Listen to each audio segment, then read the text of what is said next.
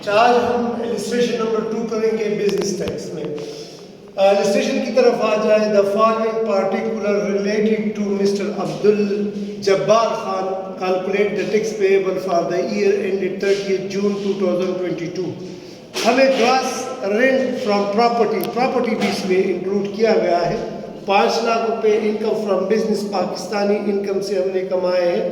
18 लाख और 4,000 रुपये income from business UK से हमने कमाए 2,75,000, लेकिन वहाँ पर हमने टैक्स पे किया है। Tax paid in UK rupees 10,000, जिस पर हमें एक रिलीफ है, वो बाद में समझाता हूँ कि इसमें क्या रिलीफ है। अच्छा, कैपिटल गेन भी शामिल है हमारे इसमें कि कुछ एसेट हमने फरोख्त किए हैं और उस पर हमने कमाया है 80,000 रुपये। इनकम फ्रॉम अदर सोर्स से 1,40,000 हमने कमाए हैं। अच्छा, डिविडेंड फ्रॉम पब्लिक कंपनी। अच्छा, डिविडेंड जब दिया जाए ना तो डिविडेंड पर 15% है, ये आखिर में कैलकुलेट करोगे। और donation to Punjab university, donation पर भी कुछ रिलीफ है, तो ये हम करेंगे। तो सोल्यूशन की तरफ आते हैं। हमने हेडिंग दी कि mister Abdul Jabbar tax year 2022, tax year ended 30 June 2022, और इसका रेजिडेंशियल स्टेटस जो है ये नॉन रेजिडेंट है। तो हम इसकी कंप्यूटेशन करेंगे। सबसे पहले कंप्यूटेशन ऑफ टैक्सेबल इनकम लिखेंगे कि इनकम फ्रॉम प्रॉपर्टी जो सेक्शन 15 में आता है। 5 लाख रुपए इसका रेंट दिया है, लेकिन आप लोगों ने सीखा प्रॉपर्टी में कि रिपेयर अलाउंस 1/5 जो है वो आप माइनस करोगे। तो 5 लाख का 1/5 कितना बनता है? 1 लाख बनता है। तो 1 लाख माइनस किए तो हमारा पास टैक्सेबल इनकम फ्रॉम प्रॉपर्टी कितना बन जाता है? 4 लाख रुपए। अच्छा, इनकम फ्रॉम बिजनेस से कितना बनता है? बिजनेस इनकम पाकिस्तानी 18 लाख रुपए है और यूके का जो है 2,75,000 है। इन दोनों को ऐड कर ले तो ये आपकी टोटल इनकम हो जाएगी तकरीबन 20 लाख और 79,000। और 20,79,000 के साथ हम कैपिटल गेन ऐड करेंगे जो हमने जो गेन किया है, गेन ऑन व्हाट?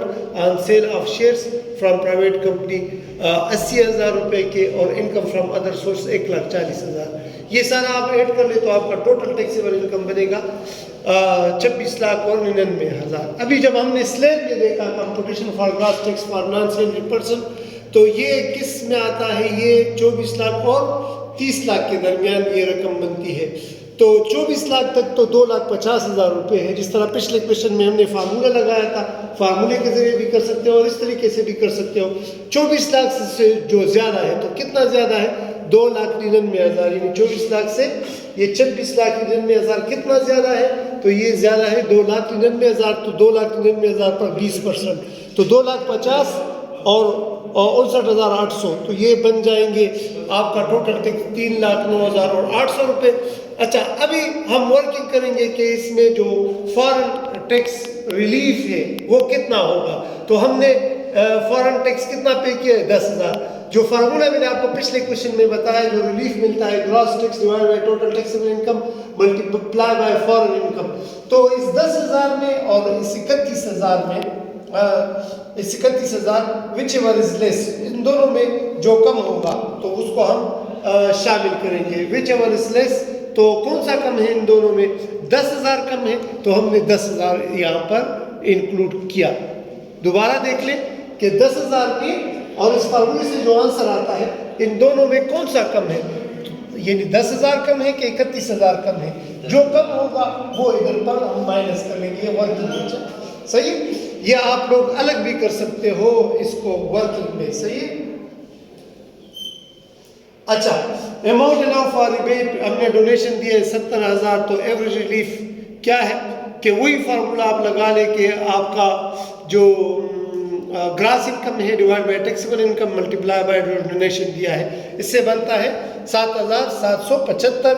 या इसमें एक बात आप लोग नोट कर ले, या 30%, तो 30% तक आप इसमें कर सकते हो। तो ये मोर 30% से कम है तो इसको आप डिडक्ट कर लोगे 2,99,800 से, तो 2,92,000 और 25 रुपये आ जाएंगे। अच्छा, हमने डिविडेंड पर भी कुछ कमाया है, तो हमारा टैक्स फाइनेंशियल टैक्स रिजीम में जो डिविडेंड टैक्स बनता है वो 15% है। तो 22,50 इसके साथ आप ऐड कर ले तो आपका टोटल जो टैक्स बनेगा 2,94,000 और 275। सही है? और अगर कोई मसला है तो आप लोग कमेंट्स में पूछ सकते हैं। शुक्रिया।